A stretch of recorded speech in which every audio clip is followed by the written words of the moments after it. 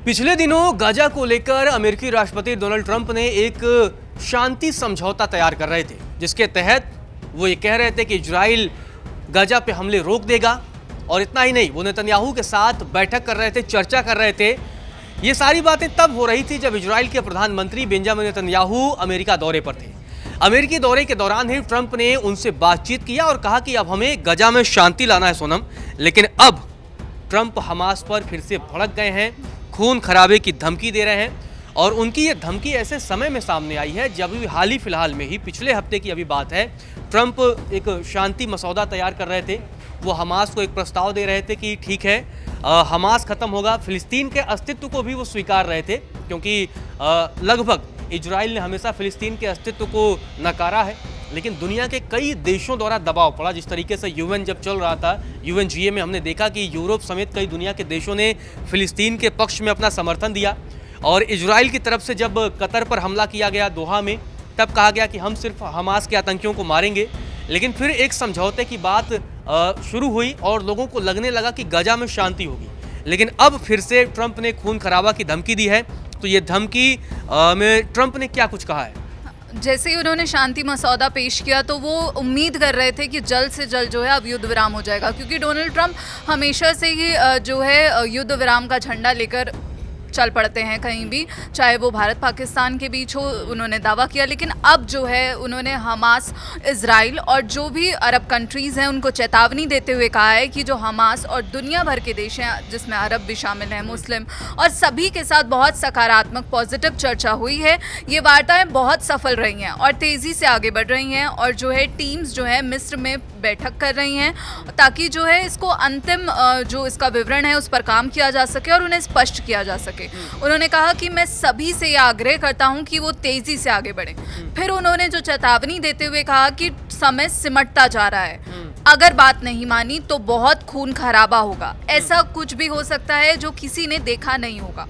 उन्होंने CNN तो से ये जो बात ट्रंप ने कही है कि खून खराबा होने की, तो क्या ये हम मान ले कि अगर हमास उनकी शर्तों को नहीं मानता है, क्योंकि नेतन्याहू लगातार ये धमकी देते रहे हैं और ट्रंप ने उसी मुलाकात में भी इस बात को क्लियर किया था कि अगर हमास नहीं मानेगा तो इजराइल को पूरी खुली छूट रहेगी कि वो हमास का खात्मा कर सकता है।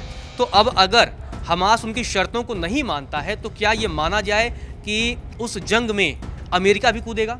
बिल्कुल, यहाँ पर जो उन्होंने चेतावनी दी है CNN से इंटरव्यू के दौरान, उन्होंने कहा कि अगर हमास गाजा पर अपना शासन और नियंत्रण छोड़ने से इनकार करता है तो उसे पूरी तरह से मिटा दिया जाएगा। तो उनकी ये जो बात है, इससे कहीं ना कहीं यही संकेत मिलता है कि जो इजराइल के प्रधानमंत्री नेतन्याहू ने बोला था कि अगर बातचीत से बात बन जाती है तो ठीक है, नहीं तो फिर हम अपने तरीके से हमास का खात्मा करेंगे। तो यहीं पर ट्रंप ने यही कहा। और इससे पहले अमेरिकी विदेश मंत्री हैं मार्को रूबियो, उन्होंने भी हमास के साथ जो बातचीत चल रही है उस पर प्रतिक्रिया देते हुए कहा था कि हम जो है आतंकवादियों और खतरनाक लोगों से निपट रहे हैं। और उन्होंने शांति की अपील भी की और ये कहा कि जो बमबारी चल रही है उसके बीच जो बंधकों की रिहाई है वो पॉसिबल ही नहीं है, इसलिए हमें पहले बमबारी को रोकना होगा। बंधकों को लेकर ही लगातार ये मसला फंसता रहा है। इजराइल लगातार ये कहता रहा है कि उसके नागरिकों को, जितने भी नागरिकों को हमास ने बंदी बनाया है, उन्हें पहले वो छोड़े, तब जाकर के वो बातचीत पर तैयार होगा। और इसी के लिए ये पूरा मसौदा ट्रंप की तरफ से तैयार किया जा रहा था बाकायदा कि दोनों तरफ से बंधकों की रिहाई हो। और इसके अलावा ट्रंप का जो मसौदा था उसमें इस बात का भी जिक्र था कि हाँ, हम फिलिस्तीन को मान्यता देंगे बशर्ते वो आतंकवाद का रास्ता छोड़ दे, हमास आतंकियों का समर्थन लेना छोड़ दे। तो इस पूरे मसले पर इजराइल की तरफ से भी क्या कुछ प्रतिक्रिया आई है, क्योंकि लगातार इजराइल सीधे और कड़े शब्दों में चेतावनी देता रहा हमास को। और जब दोहा पे वो हमला हुआ था उसके बाद ही इजराइल ने क्लियर कर दिया था कि दुनिया के किसी भी देश में अगर हमास के आतंकी छिपे रहेंगे सोनम, तो इजराइल ने कहा था कि हम उसे ढूंढेंगे और मारेंगे। बिल्कुल, इजराइल का जो स्टैंड है वो काफ़ी क्लियर है कि आतंकी जहां भी होंगे हम ढूंढ के मारेंगे। वहीं नेतन्याहू ने भी ये कहा है कि हमास को आसान या फिर कठिन तरीके से जो है निरस्त्र करने की हम कसम खाते हैं। उन्होंने ये भी संकेत दिया कि गाजा से जो है पूरी तरह इजराइल की वापसी नहीं होगी, क्योंकि ट्रंप के मसौदे में यही था कि इजरायली मिलिट्री जो है IDF है वो धीरे धीरे करके वापसी करेगी। लेकिन अब जो है नेतन्याहू ने ये संकेत दे दिया है कि इजराइल की वापसी पूरी तरह से नहीं होगी जिसकी हमास लंबे समय से मांग भी करता है कि इजरायली मिलिट्री को वहां से हट जाना चाहिए। और नेतन्याहू ने ये भी संदेश दिया है कि फिलिस्तीन को मान्यता नहीं मिलेगी।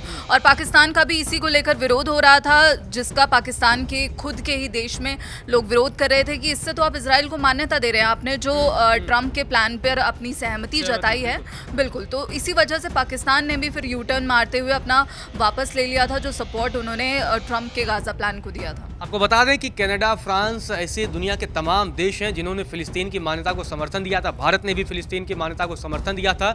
और अब गजा में शांति बहाल के लिए ट्रंप लगातार कोशिश कर रहे हैं, लेकिन अब उनकी कोशिशें कितना सफल हो पाएंगी ये देखना दिलचस्प होगा, क्योंकि वो मसौदा तो तैयार कर रहे हैं, लेकिन अगर अब बड़ा सवाल यहाँ ये है कि अगर उस मसौदे को हमास नहीं मानता है तो क्या इजराइल के साथ अमेरिका भी इस जंग में कूदेगा और हमास के खात्मे के लिए जैसा कि खून खराबा की धमकी दे रहे हैं। और पहले भी ट्रंप कह चुके हैं कि अगर हमास नहीं मानता इस शर्तों को तो इजराइल को पूरी तरीके से खुली छूट रहेगी कि वो हमास का खात्मा कर सके।